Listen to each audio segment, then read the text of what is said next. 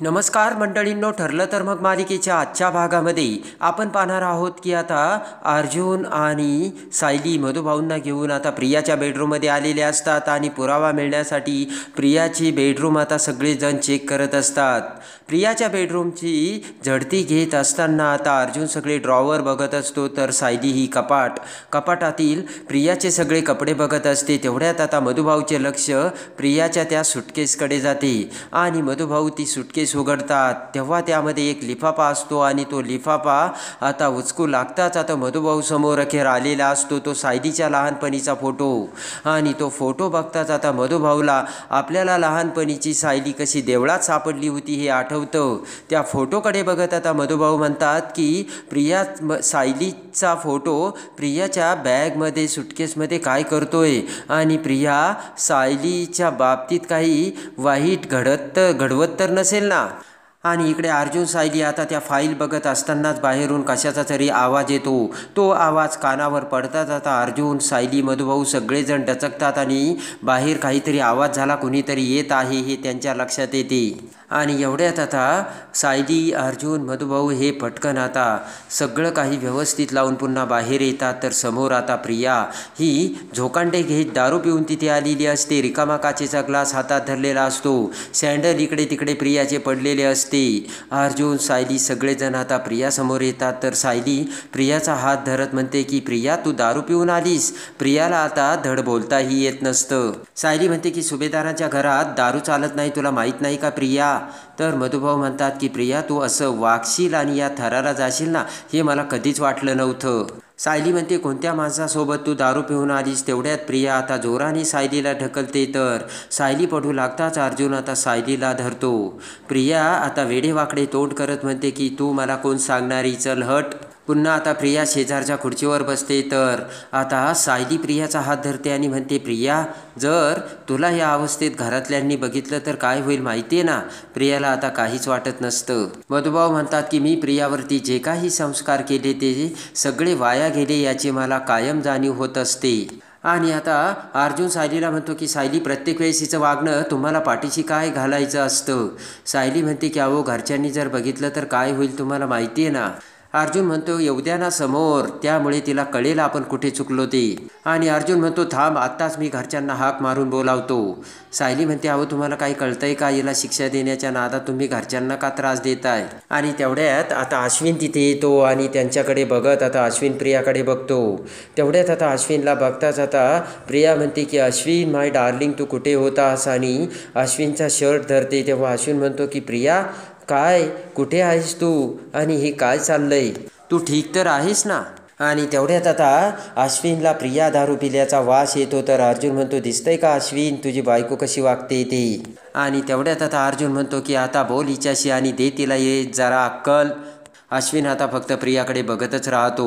आणि आता सायली म्हणते की अश्विन भाऊजी, मी तुम्हाला सांगते प्रिया कुणासोबत होती आणि कुणासोबत दारू पित होती. अश्विन म्हणतो की अगं, तुझ्या समोरचून मी हॉस्पिटलमधून आलो ना, तेव्हा मला कसं माहीत असणार.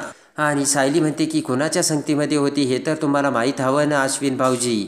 अर्जुन म्हणतो अश्विन, जेव्हा तू दारू पिऊन आला होतास तेव्हा घरच्यांना किती त्रास दिला आणि झाला होता, आठवतंय ना तुला. अर्जुन म्हणतो की जाऊ दे, त्यावेळेस तुझ्याकडे कारण तरी होतं, पण ही नुसती एन्जॉय करते. आता अश्विनला ते सगळं आठवतं. प्रतापने आपल्या कशी कानाखाली मारली होती हे देखील आता अश्विनला आठवतं. आणि तेवढ्यात आता सायली म्हणते की अश्विन भाऊजी, अजूनही विचार करा. प्रियाने तुमच्यापासून खूप गोष्टी लपून ठेवल्यात आणि त्या अशाच हळूहळू तुमच्या समोर येणार आहेत. आणि हळूहळू आता ते तुमच्यासमोर येणारच आहे आणि त्याचा तुम्हाला त्रास होणारच आहे, असे सायली अश्विनला बोलते. तर मधुभाऊ म्हणतात की सुभेदारांची सून झाल्यावरती कोणती जबाबदारी अंगावर येते ना हे प्रियाला कधीच कळणार नाहीये. कारण प्रियाला कधीच कुणाच्या मनाची कदर नसल्याचे मधुभाऊ सांगतात. आणि अर्जुन म्हणतो की आता अश्विन, तू पूर्ण आजी डॅड सगळ्यांनाच बोलव आणि हिचं खरं रूप काय आहे ना ते सगळ्यांसमोर येऊ दे. अश्विन आता विचारात पडतो. तेव्हा आता अश्विन म्हणतो मी कुणालाही बोलवणार नाही आणि तू सुद्धा कुणाला सांगणार नाहीस. त्यानंतर अर्जुन म्हणतो झालं, म्हणजे ही प्रिया आता उद्या सगळ्यांना पुन्हा खोटं सांगणार आणि सगळं काही पचवून नेणार आणि सगळेजण मग हिचंच ऐकणार. तर आता बोट करत अश्विन म्हणतो हे बघ, मी तुझा रिस्पेक्ट करतो आणि म्हणून मी तुझं ऐकून घेतो. त्याचा अर्थ असा नाही आहे माझ्या बायकोने एक चूक केली की लगेच एवढा का आरडाओरड करतोयस तू. अश्विन म्हणतो काही जरी झालं तरी ती आता माझी बायको आहे. तेव्हा अर्जुनला मोठा धक्का बसतो आणि लगेच आता अश्विनने सांगितलेलं असतं की मला तिची काळजी घेणं गरजेचं आहे कारण ती माझी बायको आहे.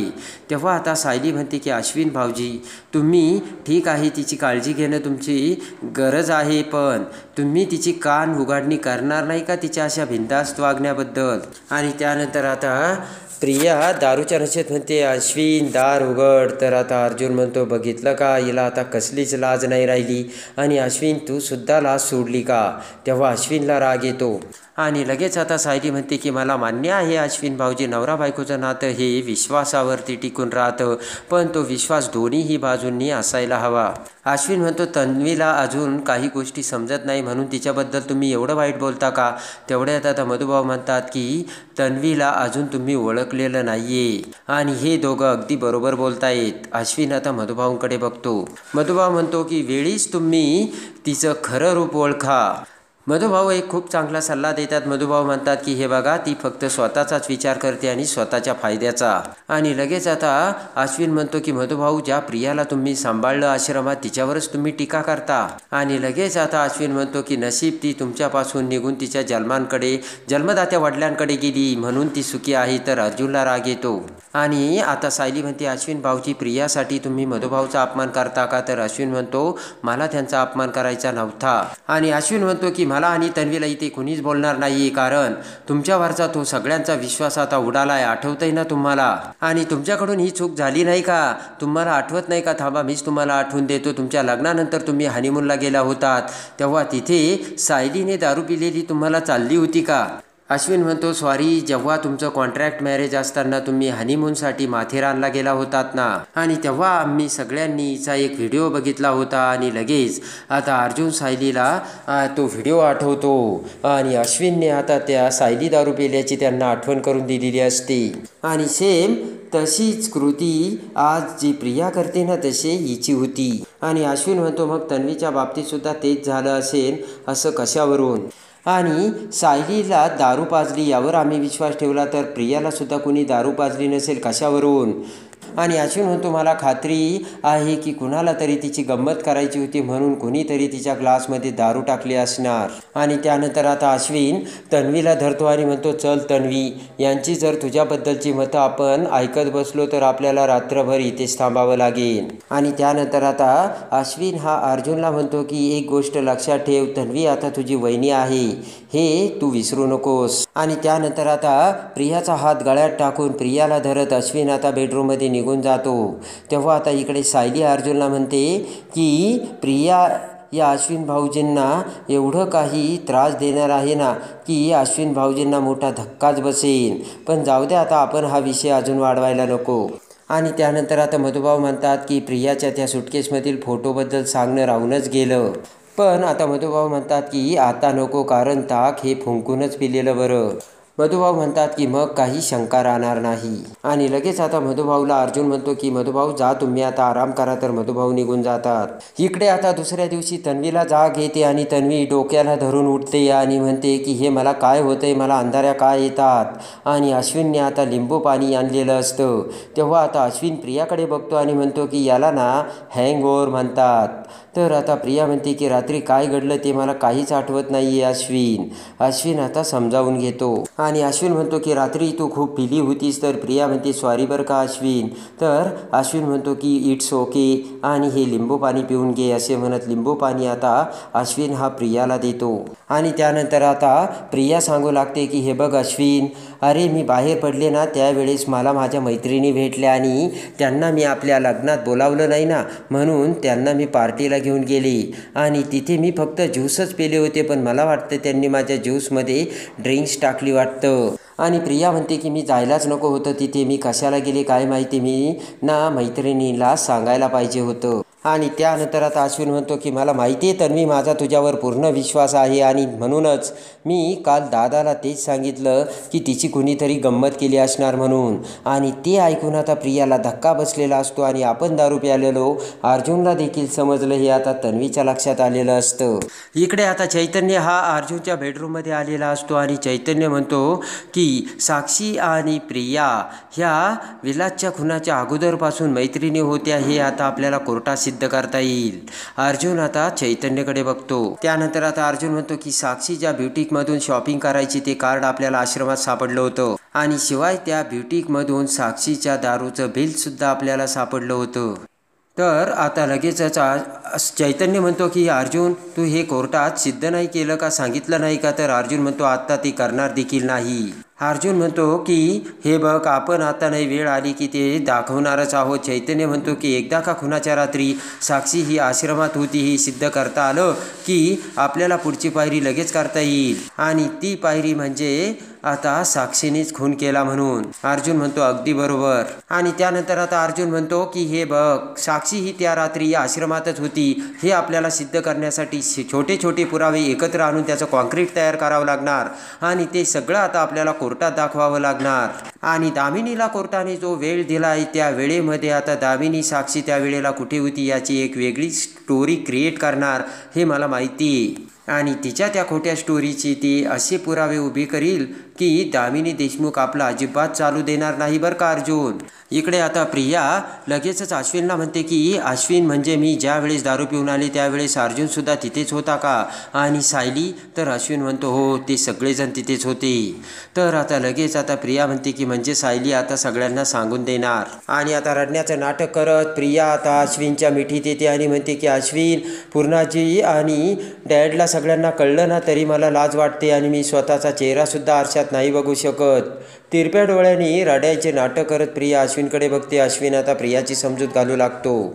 इकडे आता सायली आणि विमल सकाळी उठून किचनमध्ये स्वयंपाक करत असतात आणि आता विमल आणि सायलीने मस्तपैकी थालीपीठ बनवलेलं असतं आणि समोर आता प्रताप हा ब्रेकफास्ट करण्यासाठी आलेला असतो आणि तो टेबलवर बसलेला असतो आणि कल्पना सुद्धा तिथे आलेली असते. तर विचार करत प्रताप म्हणतो पण तन्वी कुठे? कल्पना म्हणते की काय माहिती. प्रताप म्हणतो अजून उठले नाहीत का ते? तर आता कल्पना म्हणते की अश्विन सुद्धा नाही उठलाय अजून वाटतं. कल्पना म्हणते यवना त्याची हॉस्पिटलमध्ये जाण्याची खूप गडबड चालली होती पण आता बघते की काय तो तर उठलाच नाही. आणि तेवढ्यात आता अश्विन हा प्रियाला घेऊन तिथे येतो आणि दोघेही आता कल्पना प्रताप समोर बसतात. तर प्रताप म्हणतो काय रे, तुम्हाला दोघांना आज उठायला उशीर झाला? कल्पना म्हणते काय, तुम्ही तर आज दोघं खूप निवांत दिसतायत. कल्पना म्हणते काय रे अश्विन, तुला हॉस्पिटलला नाही जायचं का? अश्विन म्हणतो जायचं ना, पण त्याचं काय झालं तन्वी? ही मी रात्री उशिरा आलो ना, माझी वाट बघत जागीच होती. अश्विन म्हणतो की मग आम्ही गप्पा मारत बसलो तर झोपायला थोडा उशीर झाला. सायली आता त्यांच्याकडे बघते. अश्विन म्हणतो की तरी तन्वी उठली होती आणि म्हणाली नेहमीसारखी उठून मी रांगोळी काढते, पण मीच तिला म्हणालो नको उठूच, रात्री खूप उशिरा झोपलीस तू म्हणून. आणि आता प्रताप खुश होतो आणि म्हणतो शाब्बास, अशीच एकमेकांची काळजी घ्यायची. तर तेवढ्या सायली आता त्या दोघांना थालीपीठ देते. अश्विन आणि प्रिया तिरप्या नजरेने आता सायलीकडे बघू लागतात आणि दोघांची ही दृष्ट काढत डोक्याला हात लावत कल्पना म्हणते तुमची दोघांची ही जोडी अशीच राहू देत. तेवढ्यात आता कल्पना म्हणते की तन्वी, मी काय म्हणते, आज आपण मंदिरात जाऊन येऊयात ना? काय हे लग्न झाल्यापासून आपण बऱ्याच दिवसांनी मंदिरात जातोय आणि शिवाय पूर्णाई सुद्धा सांगत होत्या बरं का तुम्हाला मंदिरात जायला हवं. तर प्रिया हसतच म्हणते चालेल ना. आणि आता कल्पना म्हणते की अश्विन तू सुद्धा संध्याकाळी लवकर ये, जरी सुद्धा काही इमर्जन्सी आली तरी दुसऱ्या डॉक्टरांवरती सांग. इकडे आता अर्जुन हा चैतन्याला बेडरूममध्ये सांगत असतो की हे बघ, महिपत आणि साक्षी जे पुरावे क्रिएट करतात त्याचा आपल्याला कॉस्ट तरी करता येत होता, पण दामिनी जे पुरावे क्रिएट करील ना त्यामध्ये एक सुद्धा लूज गोष्ट सोडणार नाहीत. तेव्हा आपल्याला तिच्यावरती काळजी करून लक्ष ठेवावे लागेल आणि आपल्याला आपले पुरावे स्ट्रॉंग करावे लागतील.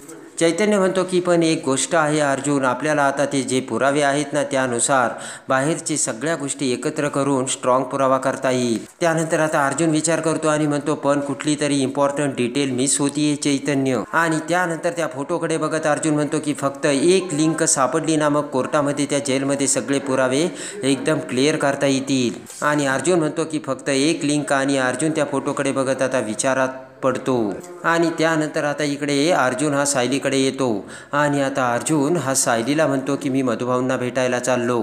मी त्यांच्याशी बोलतो आणि जर आपल्याला आता पोलीस इन्स्पेक्टरकडून आश्रमात जाण्याची तयारी म्हणजे आपल्याला परमिशन जर मिळाली तर आपण जाऊ शकतो.